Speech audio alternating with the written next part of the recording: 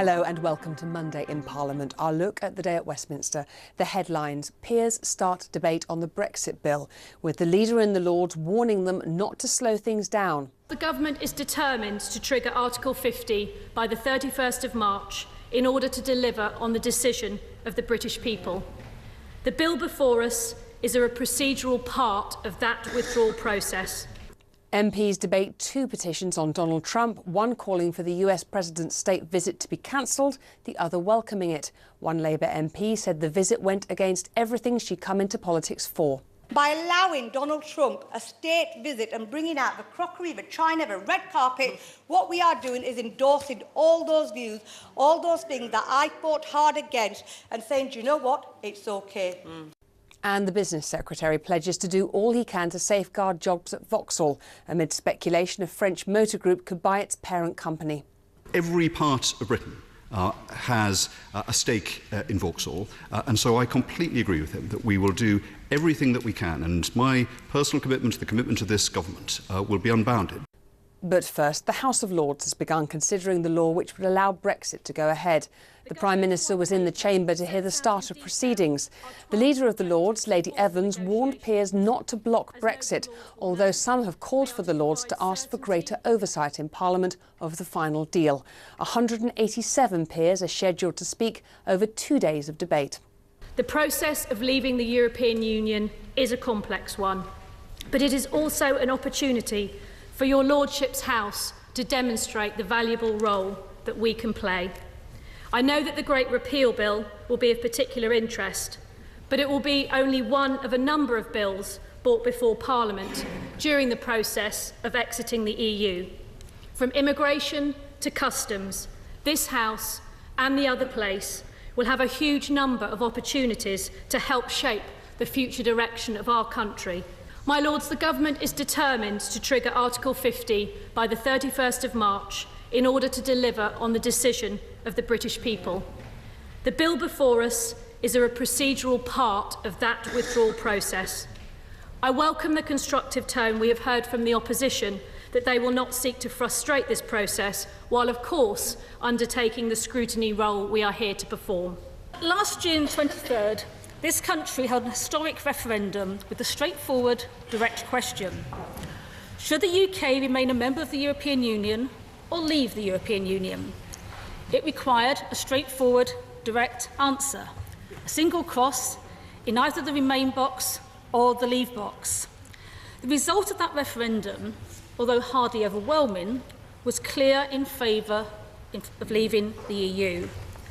But although that question was simple and straightforward, the simplicity ended there. For those charged with implementing the decision, it has been anything but.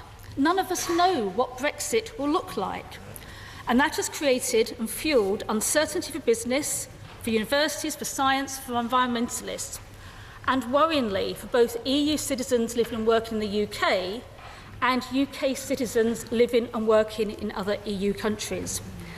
And it has become obvious that no thought had been given to our citizens in Gibraltar or the implications for Northern Ireland and the Good Friday Agreement. But the Liberal Democrat leader in the Lords said the idea the second chamber should nod the bill through without amending it was unacceptable. There is no significant body of opinion in this House which is seeking to prevent the passage of this bill. But there's a world of difference between blocking the bill and seeking to amend it. So, my Lords, if we clearly have the power to amend the bill, should we positively seek to do so? My Lords, I believe that we should. Brexit is the most important single issue which has faced the country for decades. For many of us, the approach being adopted by the government is little short of disastrous. There was a resounding majority in support of the bill in the other place. So however much I and the many, many others who have been writing to us during the past few days might have wished that it were otherwise, I am convinced that there is no turning back. As it is, I confess to a keen desire to get on with the Article 50 process as soon as possible. I want to know where we are going.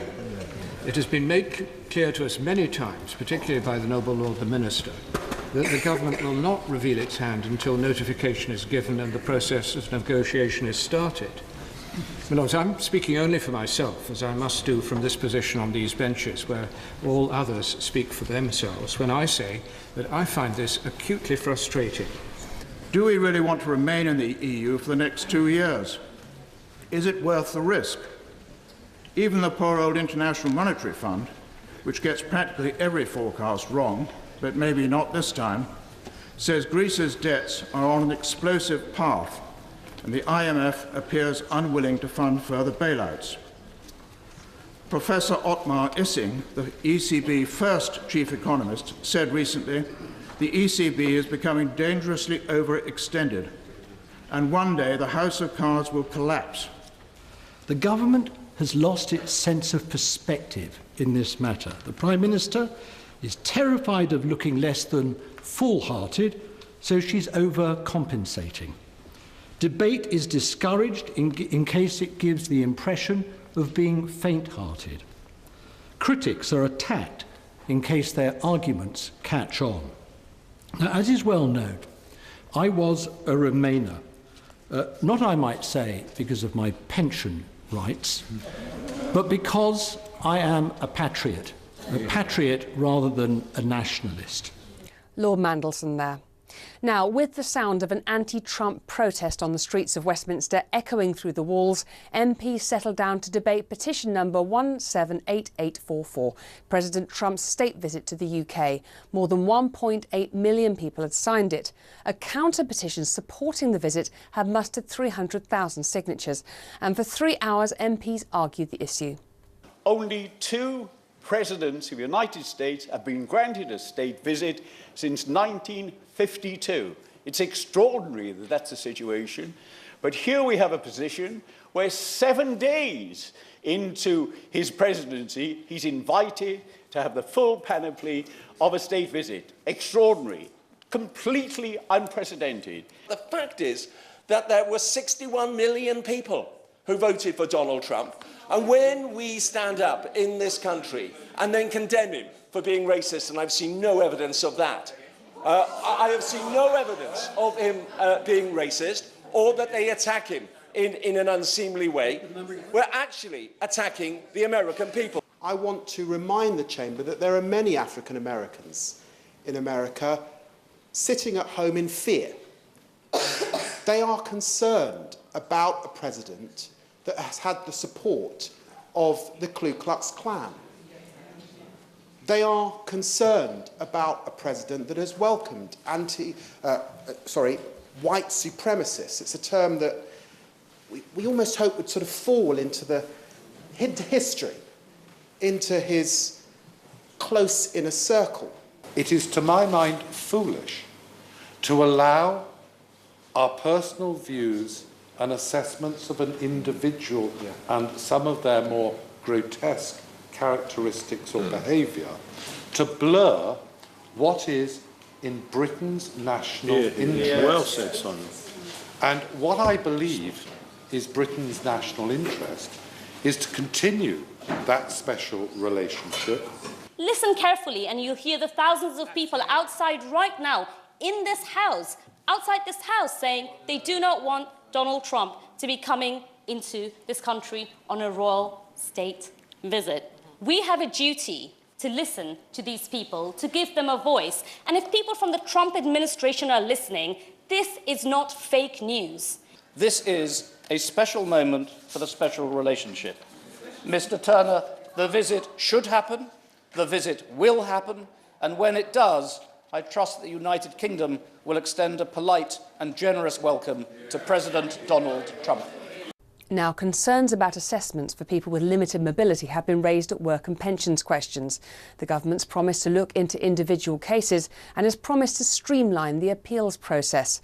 Separately, ministers promised support to help people with mental health issues and learning disabilities into the workplace. May I ask the Secretary of State to be personally involved in her case? Victim of a house fire when she is 12 weeks old. She has no hands. She has multiple physical problems. In the migration from DLA to PIP, she could not open the envelope telling her to go to her assessment. On the 1st of February, all her benefits ceased. On the 10th of February, her Motability car was taken away. This cannot be right. Please help.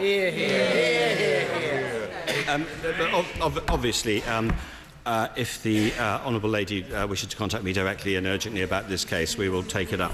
Yet again, one of my constituents has been to see me about a PIP assessment that has led to her Motability vehicle being taken away from her. She's currently appealing, and I have written to the Minister about the case, but what reassurance can she give me and my constituents that this vehicle that she needs will be returned to her? That's right. Give it a... Well, I would first of all point out that there are 70,000 more people in receipt of Motability and making use of that scheme than there were in 2010. But she will know that there are improvements that we want to make to the Motability scheme. We have been working very closely with that independent organisation. We now are attending their board meetings and are able to work much more strategically.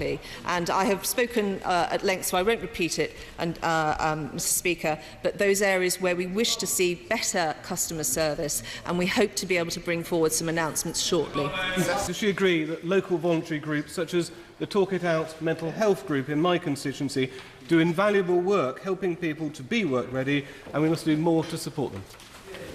Well, I do agree with my honourable friend that voluntary organisations have huge insight and expertise that we can tap into, and commend the work of Talk It Out in his constituency. This is one reason why we're recruiting 200 community partners across the Job Centre Plus network, so we can ensure that we're reaching all those organisations and benefiting from the huge experience and wisdom that they have. Mr Dominic Raab. Speaker, can the Minister say what consideration has been given to providing tax breaks to employers who hire employees with a certified mental health illness, as proposed by the National Autistic Society and others? Well, the honourable gentleman has hit on a theme of the Green Paper. There is much work going on in this area, both for those with mental illness, but also those with a learning disability. Just to mention one health trial, there's a trial going on at the moment looking at discounting business rates for employers that have good mental health practice. You're watching Monday in Parliament. Still to come, the head of Volkswagen in the UK says there's no need for compensation for drivers who bought a car with emissions greater than advertised. Now, the Business Secretary has promised an unbounded commitment to protect jobs at Vauxhall. The French group PSA, which owns Peugeot, is in talks to buy the European arm of General Motors, which owns Vauxhall. Greg Clark said the UK car industry was a beacon of success and known to be very efficient. But MPs asked what effect Brexit and the UK's less rigorous employee protection would have on the future of Vauxhall production. Mr. Speaker, Vauxhall is one of our oldest and most valued motor manufacturers. It's been making cars in Britain for 113 years and has been owned for the last 92 years by an overseas investor, General Motors. There are over 40,000 people employed directly by GM or in Vauxhall's retail or supply chain in this country. Last Tuesday, news emerged that GM were in discussions with the French company PSA about the future of GM's European operations. I spoke to the president of GM by telephone that afternoon and communicated the importance we attach to Vauxhall's presence in the UK and to its workforce. Vauxhall is a British success story. The plants in Ellesmere Port and Luton benefit from a dedicated and highly skilled staff who are among the most efficient anywhere in Europe. If this takeover does go ahead, we need to get the message out that risking the closure of either facility would be a retrograde step, not just for the UK economy, but also for the new owners. So will the Secretary of State confirm that the government stands ready to use all the tools at its disposal to protect British jobs at Vauxhall? And of course, this is a worrying time for everyone affected, but it is not a new experience. There have been threats to the plant in the past, but they have been seen off by industry-leading collaborations between unions, workforce, management and government.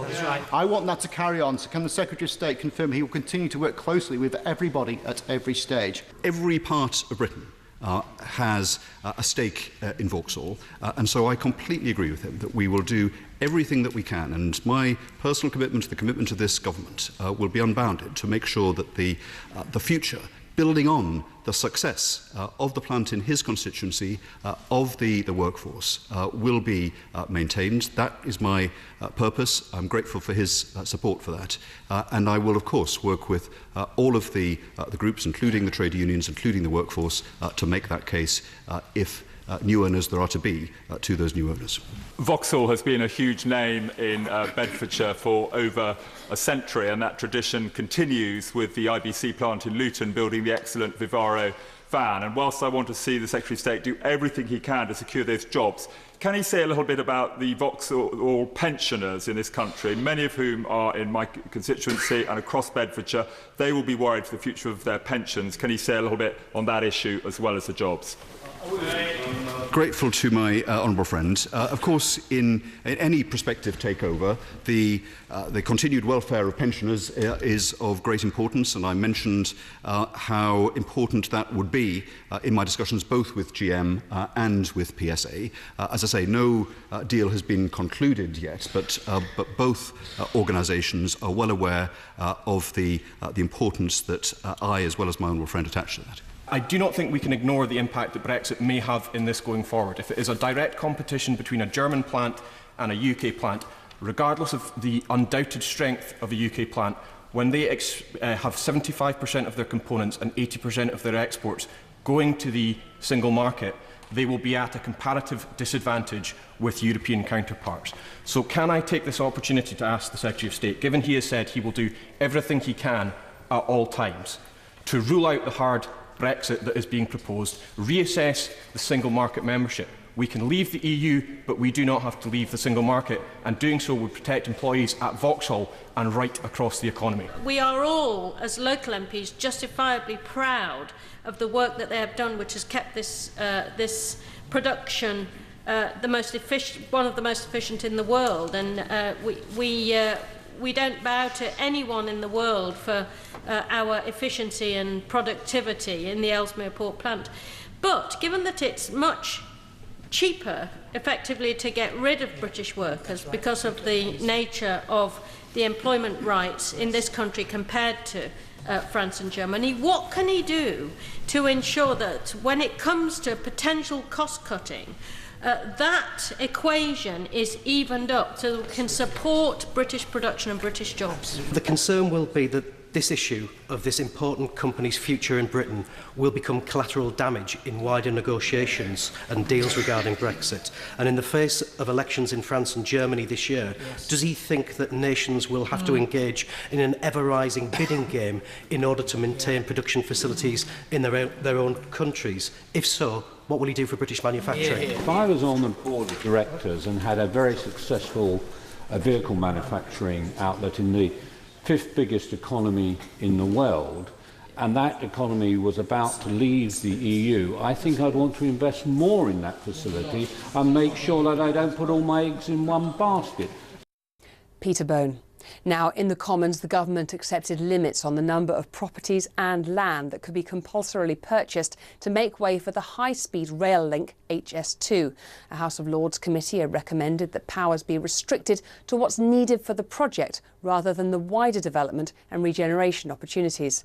The Transport Minister, Andrew Jones, said the powers had been intended as a backstop if commercial negotiations failed. However, the Lords felt that given the broad nature of the powers and the fact that local authorities already had similar powers, it was unnecessary for the government to take these powers. The government accepts this ruling and will continue to work with local authorities to ensure that opportunities for regeneration arising from Phase 1 of HS2 are not missed. If there is then disagreement, these powers would therefore give the Department of Transport the power to do this by fiat and override the local authority or indeed local residents' concerns, would they not? Well, it certainly does give the power to the Secretary of State, if required, to make TROs himself and prohibit or revoke TROs that unnecessarily hinder the delivery of the railway. So I think in answer to the Honourable Gentleman's question is yes. But we can't have the position where a significant national project could be held up over a small matter of a TRO. But the best thing to do, as I've said, is to work with the highways authorities. But these are some backstop powers just in case that doesn't actually deliver the consensus required. That government decision was welcomed by a former Conservative cabinet minister and opponent of the HS2 scheme, Cheryl Gillan. Such a sweeping power would have been adding insult to injury to the plundering of property that has resulted from this project, which is as ravenous for land as it is for taxpayers' money.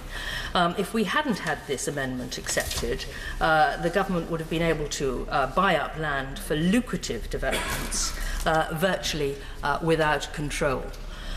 And that isn't right. However, I still have constituents with serious concerns about Schedule 16 of the bill, as they believe that HS2 only has to give 28 days' notice to enter, do what they like to the land, and pay no compensation until the job is finished, which they believe could be even years and years.